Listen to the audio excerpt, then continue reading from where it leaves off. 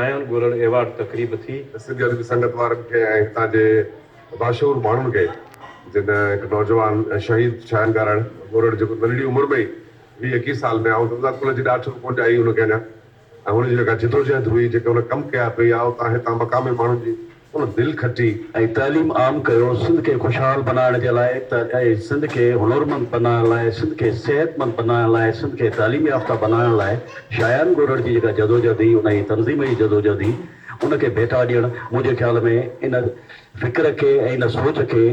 ओन करण जे बराबरि आहे। अहिड़ियूं कॉन्फ्रेंसूं ई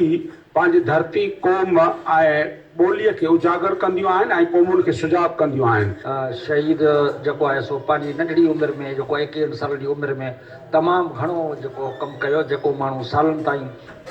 सदियुनि ताईं नथो करे सघे पर हुन नंढड़ी उमिरि में बि शुरूआती जेका आहे सा समाजी सियासी इल्मी अदबी कमनि सां कई। हाज़रीन, शायान गोरड़ अदबी कॉन्फ्रेंस में